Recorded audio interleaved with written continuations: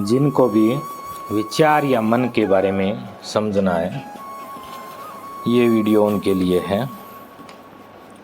सबसे पहले आता है जो 17 वर्ष से लेकर 25 वर्ष तक के बच्चे होते हैं, उनके मन में बहुत सारी समस्याएं होती हैं।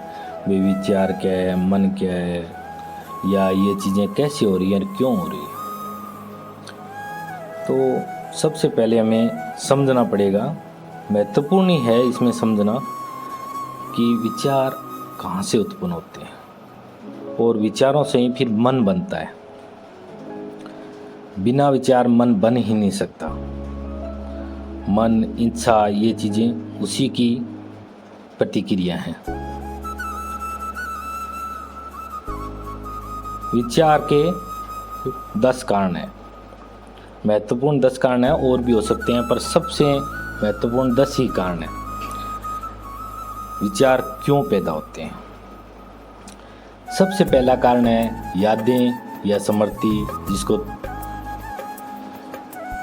मन से या विचारों से सीखा गया है। ठीक है, जैसे किसी के पास यादें या स्मृति नहीं होती हैं तो उसके पास कोई विचार हो ही नहीं पाएंगे। जैसे किसी की मेमोरी लॉस हो गई तो उसके पास कोई विचार नहीं होंगे, कभी नहीं होंगे, हो ही नहीं सकते, क्योंकि जो यादें होती हैं उसी पर अपना मन विचार करता है। जो तुम्हें समाज द्वारा या माता पिता द्वारा या और स्कूल द्वारा सिखाई गई हैं, वही बातें होती हैं, उन्हीं पर मन विचार करता है।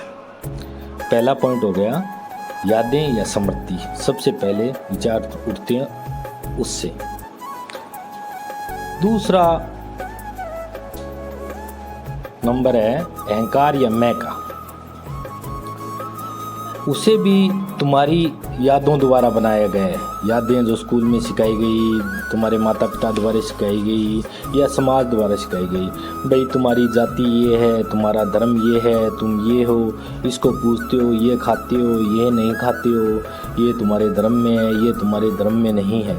पर इसमें दोनों ही बातें हैं कि तुम्हारा मौलिक कुछ भी नहीं है। मौलिक का मतलब है तुम्हारा खुद का कुछ भी नहीं है इसमें।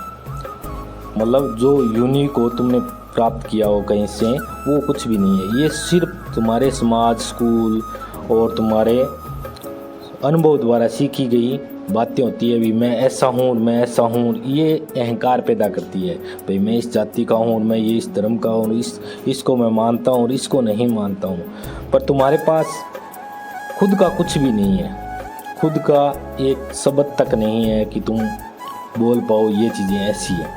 ना ही तुमने कहीं से वो अंदर से आई है, ये सिर्फ समाज द्वारा, स्कूल द्वारा दी गई है। फिर पॉइंट नंबर 3 आता है क्रोध, जिससे बहुत ज़्यादा विचार आते हैं। ये हमारे साथ ही जुड़ा होता है। क्रोध हमारी प्रकृति में ही जुड़ा होता है। जब भी कोई हमारी उम्मीद, आशा या अपेक्षा के अनुसार कार्य नहीं करता है या कार्य नहीं होता है तो हमें गुस्सा आएगा। पर क्रोध में समझने वाली बात यह है कि आप अगर क्रोध के समय सजग रह सकते हो तो क्रोध को समझ लोगे।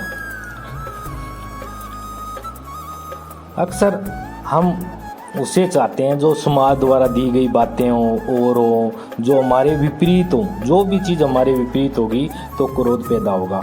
पर क्रोध से दूरी भी बनाई जा सकती है, सिर्फ ये कर कि आप समझ लो भाई ये क्रोध क्यों आ रहा है, किसके कारण आ रहा है और क्यों आएगा।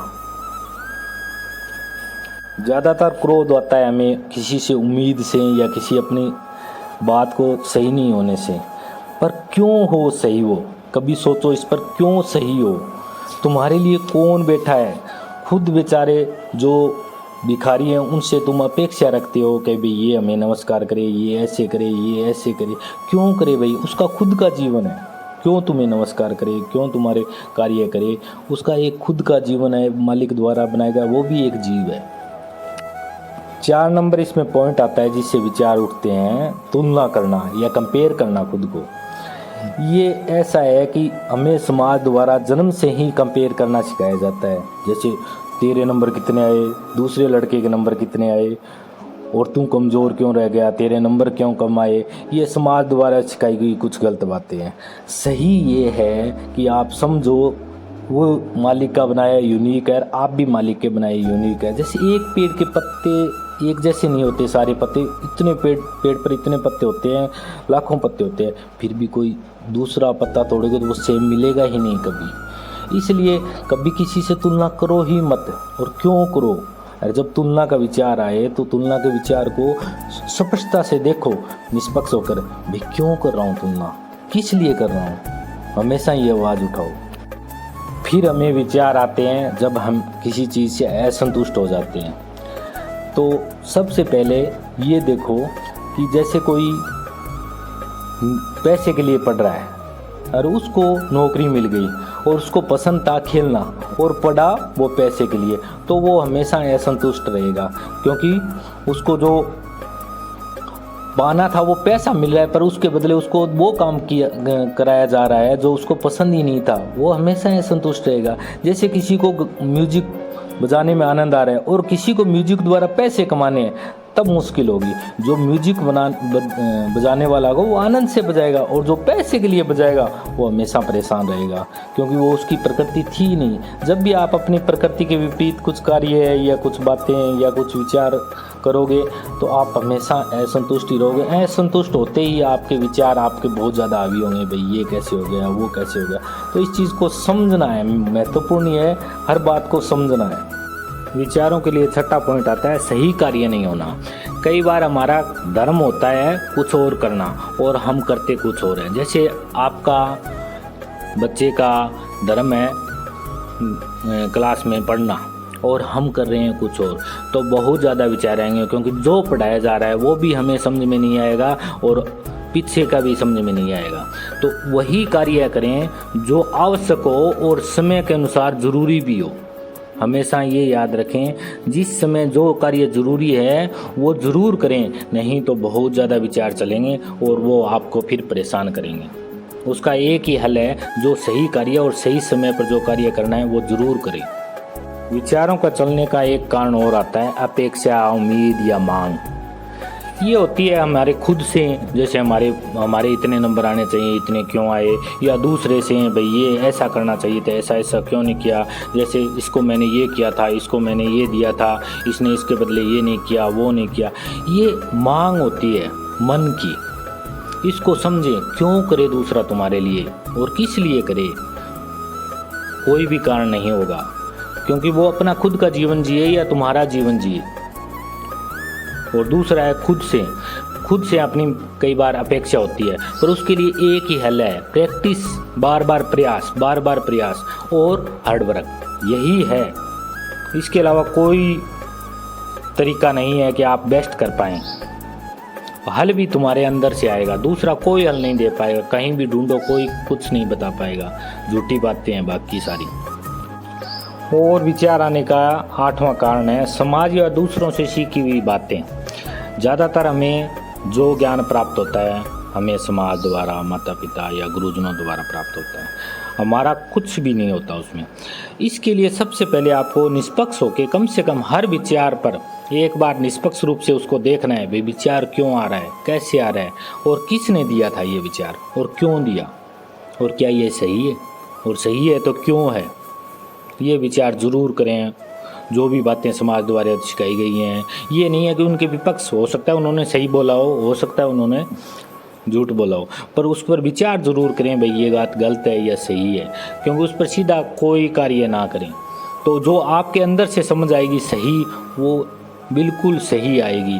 बिना निष्पक्ष होके पक्ष मत लेना, अपना भी नहीं लेना और समाज का भी पक्ष नहीं लेना। उसके बाद न्यूट्रल होने के बाद आपके जो समझ आएगी बहुत सुंदर समझ आएगी, और वो ही उत्तर होगा उसका, भाई ये करना है या नहीं करना है। क्योंकि जीवन आपका है, ना समाज का है ना किसी और का है, जीवन आपका है।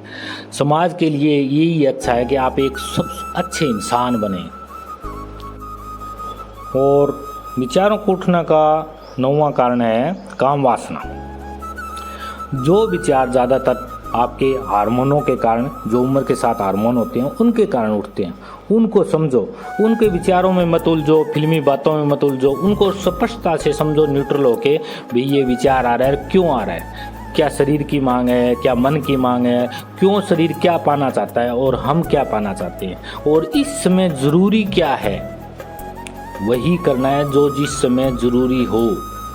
ठीक है, ये हार्मोन एक्चुअल में हमारे नहीं बनाए होते, ये मालिक ने जन्मजात हमारे शरीर में डाले होते हैं, भाई इस उम्र में ये हार्मोन होंगे।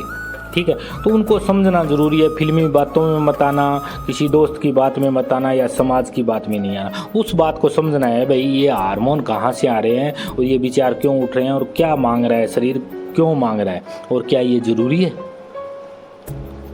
अगर ये प्रेम है और है तो उसको समझना, भाई ये क्या है और क्यों है, ये अपने आप उत्तर आ जाएगा अंदर से, भाई क्या चीज़ चली है। ज़्यादातर हम विचार लेते हैं इन फिल्मों से, समाज से, जो पास में बच्चे बैठते हैं वो विचार देते हैं, भाई ये ट्रू लव है, ये वो है, ये वो है, बहुत सारी बकवास बातें। पर उनको समझना, समझ में आएगा भाई एक हार्मोन आ रहा है तुम्हारे शरीर से और वो इन बातों को उत्तेजित कर रहा है, भाई ये चीज़ है, वो चीज़ है।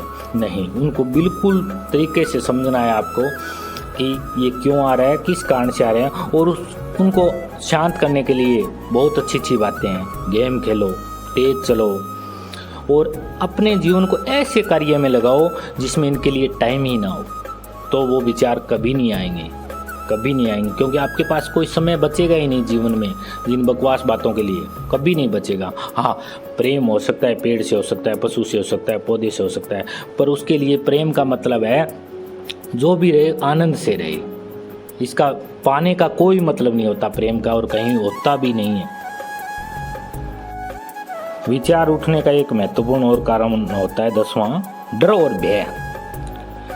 ये हमारे ज़्यादातर डर और भय होता ही नहीं। ज़्यादातर क्या होता है, हमारे पास शब्द होते हैं, कल्पनाएं होती है, ऐसा हो जाएगा तो क्या होगा, ऐसा हो जाएगा तो क्या हो जाएगा, पर एक्चुअल में कुछ होता ही नहीं। अगर जब भी डर होगा तो अपने आप शरीर की खुद की बुद्धि होती है, वो निर्णय कर पाता है, भागना है, दौड़ना है या कुछ करना है, तो उस हिसाब से निर्णय कर लेता है। शरीर की खुद की बुद्धि होती है, उसके लिए सोचने की जरूरत भी नहीं होती और सोच भी नहीं पाता उसमें आदमी। उसमें सिर्फ शरीर निर्णय करता है भाई क्या करना है उसमें। ठीक है, ज़्यादातर हम तथ्य स्वीकार नहीं कर पाते, शब्दों में उलझे रहते हैं, भाई फेल हो जाऊंगा तो क्या हो जाएगा, नौकरी नहीं लगेगी तो क्या हो जाएगा, ये नहीं हो जाएगा। एक्चुअली में उस डर का सामना करो, और डर का सामना करने का तरीका है, सबसे अच्छी वही तरीका है, अपने मन की समझो, भाई मन में विचार चल रहे हैं उनको समझो। दूसरा है भाई मन को समझ से कि सजगता से मतलब है पक्ष या विपक्ष के बिना न्यूट्रल होकर समझना है, तो अपने आप समझ में आ जाएगा। दूसरा है हार्ड वर्क, करना ही करना पड़ेगा। आपको कुछ पाना है या कुछ करना है तो उसके लिए हार्ड वर्क करना ही करना पड़ेगा, और प्रैक्टिस बार बार। ये भी बातें आप भूल जाओगे जो मैंने बताई हैं, इसके लिए भी आपको प्रैक्टिस करनी पड़ेगी और धीरे धीरे अपने आप याद हो जाएंगे। फिर आपको विचार कोई परेशान नहीं कर पाएगा, कभी नहीं कर पाएगा। विचार चलने का एक और कारण आता है 11 नंबर, खुशी की तलाश। मन का स्वभाव ही अशांत है, तो मन हम हरदम खुश रहना चाहेगा। जो भी इसके विपरीत होगा ये उसको पसंद नहीं करेगा, चाहे वो किसी भी चीज़ में हो वो पसंद करेगा भाई खुश कैसे रहे या खुद को बुलाए कैसे। इसके लिए लोग बहुत से सहारे लेते हैं, पर गलत सहारे मत लो। आपको वही कार्य करो जो ज़रूरी है उस समय, और जो आपका धर्म है, जैसे पढ़ाई के टाइम पढ़ाई या और नौकरी के टाइम नौकरी, वही कार्य करो और ईमानदारी से कार्य करो, तो वो कभी परेशान नहीं करेगा आपका मन उसी में खुश होगा। आपकी जो हॉबी है वो कर लो, जो भी आपका मन को समझ कर कार्य करना है वो कर सकते हो आप, पर खुशी की तलाश तो हमेशा करता ही रहेगा और ये अंत तक चलती रहेगी। पर इसके लिए आपको मन को समझना जरूरी है। मन के चलने के अनुसार मत चलना, मन को समझना, भाई मन क्या कह रहा है, गलत कह रहा है तो उसको उसी समय समझ लेना, और उसके साथ झगड़ा नहीं करना है कभी मन के साथ, भाई तुम ऐसे क्यों चल रहा है, नहीं, मन को समझना है सिर्फ, और मन को समझते ही मन मिट जाता है। यही नियम है मन का एक ही नियम है, भाई मन को समझो और मन मिट जाएगा उसी समय। आपके समझ पैदा होते ही मन मिट जाता है, उसके अलावा इसका कोई हल नहीं है। याद रखना ही पड़ेगा आपको, भाई विचार आ रहे हैं, क्यों आ रहे हैं, किसके कारण आ रहे हैं, कौन सी चीज़ के कारण आ रहे हैं और इसका बेस्ट हल क्या है और क्यों आए विचार। कहीं आपने कुछ गलत किया या आपने कुछ गलत कार्य किया या आप गलत तरीके से कार्य कर रहे हो तो विचार आएंगे। अगर आप सही और सही समय अपने धर्म के अनुसार कार्य कर रहे हैं तो कोई विचार नहीं आएगा, और विचार आएंगे वो जीवन में उपयोगी हैं विचार अपने। ये नहीं है कि मन को ख़त्म करना है। मन एक ऐसी चीज़ है जो जीवन में उपयोगी है। जब आप अच्छे बुरे का निर्णय कर पाते हैं, हर चीज़ का निर्णय कर पाएंगे कि भी ये क्या हो रहा है, ये क्या हो रहा है, उसी का निर्णय मन ही कर पाता है। तो मन ज़रूरी भी है, पर उतनी लेवल तक जितने लेवल तक आप मन के साथ मत बहो, मन को समझो भाई यहाँ तक ठीक है। अब आते हैं इसके हल पर। भाई सबसे अच्छे हल क्या हो सकते हैं इनमें भाई मन को पार पाने के लिए? तो सबसे अच्छा हाल है सजगता। जब भी विचार है उसके प्रति सजग रहें। सजगता का मतलब है आप न्यूट्रल रहें, पक्ष विपक्ष के बिना उस विचार को देख लें और समझ लें भाई विचार क्या कह रहा है। और मन का स्वभाव यह चलना वो चलता ही रहेगा, उसको छेड़खानी नहीं करनी है, सिर्फ उसको विचार को समझे। बकवास विचार है तो उसको छोड़ दें, कोई समस्या नहीं है। जब भी आप समझ लेंगे विचार को तो वो अपने आप चला जाएगा। यही विचार की प्रकृति है। विचार को आप मार नहीं सकते, कुछ भी नहीं कर सकते, हटा भी नहीं सकते। विचार को सिर्फ समझना है। दूसरा तरीका आपको कामयाब होने के लिए हार्डवर्क, जिस क्षेत्र में आप कार्य करना चाहते हैं उसमें अच्छे से कार्य कीजिए तो विचार वैसे भी कम हो जाएंगे। तीसरा है इन बातों को याद रखने के लिए आपको प्रैक्टिस करनी ही पड़ेगी बार बार। जब भी सजगता जाए वापस ले आओ, सजगता जाए वापस ले आओ। विचार चल रहे हैं, सजगता जा रही है, वापस ले आओ। और धीरे धीरे ये आपकी मन की एक प्रक्रिया बन जाएगी। तो जैसे ही सजग हुए आपको कोई परेशान नहीं कर पाएगा। आपको पता लगेगा ये शब्द आ रहे हैं, ये विचार आ रहा है, कौन दे रहा है, किसको दे रहा है और किस लिए दे रहा है। तो हर आदमी अगर सजग रह जाए तो समस्या आएगी नहीं, क्योंकि आपको पता लग जाएगा भाई ये इसके विचार हैं, ये बेचारा विचार दे रहा है हमें, इसका हमें करना है वही करना है। किस लिए करना है? जो सही हो और जो समय के अनुसार आवश्यक हो वही करें। मन का एक नियम है, मन अपने कई भाग बना सकता है। कभी आपने मानसिक रोगी देखे हैं, वो कभी कुछ बन जाते हैं, कभी कुछ बन जाते हैं, कभी उनमें कोई भूत घुस जाता है, कभी कोई भूत घुस जाता है। तो वो इसीलिए हो पाता है कि मन अपने कई भाग बना लेता है। भाई पक्ष में बना लेगा, विपक्ष में बना लेगा, वो बन जाएगा। जैसे आप फिल्म में बैठे हैं और विचार कर लेते हैं भाई ये हो गया, ऐसा हो जाएगा, ऐसा हो जाएगा। नहीं, उसको समझे, मन को समझे, ठीक है। तो मानसिक रोगी ना बने और मन को समझें। जैसे आप मन को समझ लेते हैं आपको कोई भी जीवन में परेशान नहीं कर पाएगा, कभी नहीं कर पाएगा किसी हालत में, क्योंकि आप समझ पाएंगे ये विचार हैं, ये चीज़ें। हाँ, शारीरिक अस्वस्थता हो तो ज़रूर डॉक्टर को दिखाएं, बाकी मन कभी परेशान नहीं कर पाएगा। इसलिए ये उन बच्चों के लिए था जो 17 वर्ष से 25 वर्ष की आयु में रहते हैं और उनको विचार बहुत ज़्यादा परेशान करते हैं। ना तो उनके माता पिता बता पाते हैं विचारों, और ना ही दूसरा समाज बता पाता है। समाज वही बता पाता है जो उसको उसके माता पिता ने बताया था। एक्चुअल में वही लोग हैं ज़्यादातर बताने वाले, जो इनको खुद भी नहीं पता, वही बातें बता पाते हैं, पर वो सत्य नहीं है। आपको समझना पड़ेगा मन की प्रकृति को। मन की प्रकृति को समझे तो बात ख़त्म हो जाएगी और उसके बाद कोई भी समस्या नहीं हो पाएगी। सिर्फ उस बात को समझे भाई विचार, जैसे आपका विचार आया, अब पढ़ते पढ़ते विचार आया घूम ले, तो एक बार उसको समझ ले विचार को क्यों घूम ले भाई। तो मन पढ़ते पढ़ते विचार आया भाई उसको फ़ोन कर ले, भाई किस लिए फ़ोन कर ले, क्यों कर ले, क्या ज़रूरी है फ़ोन करना? हाँ ज़रूरी है तो अति आवश्यक है तो उसको फ़ोन करें भाई, ये बात है भाई, ठीक। बाकी कोई मतलब विचार आते ही रहेंगे, उनको समझते जाएं, एक दिन वो विचार आपको न्यूट्रल हो जाएंगे। और जैसे ही विचार या मन को आपकी समझ बनी, जिसको लोग मेडिटेशन कहते हैं, अध्यात्म कहते हैं, जिसको लोग बड़ी बड़ी बातें कहते हैं, कुंडली जागरण कहते हैं, उनकी कोई ज़रूरत नहीं रहेगी, वो अपने आप आ जाएगी अंदर से। और उसी समय आप वही हो जाएंगे जो एक बड़े बड़े संत बनते हैं, वही हो जाएंगे। उसमें कुछ भी नहीं करना आपको, सिर्फ मन की समझ ही उस लेवल तक ले जाएगी आपको। और ना ही कुछ प्रैक्टिस करनी है, ना ही कुछ करनी है, सिर्फ आपके मन की समझ की प्रैक्टिस करनी है। भाई विचार आए तो उसमें होश में रहना, अवेयरनेस, जिसको अवेयरनेस कहते हैं, उसमें रहना होता है। वो अगर आप वो तत्काल ले पाते हो, तत्काल कर पाते हो, भाई विचार आया मैं देख लिया, ठीक है, करने योग्य है तो कर लो, नहीं करने योग्य तो मत करो, तो आपको किसी चीज़ की ज़रूरत नहीं पड़ेगी और कहीं भी कोई ज्ञान की ज़रूरत नहीं पड़ेगी। हाँ, आपको जैसे फिजिक्स पढ़ना है, मैथ पढ़ना है, तो आपको एक्चुअल में टीचर की ज़रूरत पड़ेगी, वही बढ़िया बता पाएगा। पर अगर मन की समस्याएं हैं तो इतना वीडियो काफ़ी है, इससे आपको सारी समझ आ जाएगी। बार बार सुने, समझ में आ जाएगा। 2-3 बार प्रैक्टिस करनी पड़ेगी आपको इसकी भी, और जैसे ये अंदर आ जाए, आपके खुद के अंदर शुरू हो जाए, तो इस वीडियो को चाहे आप डिलीट कर सकते हैं। ओके।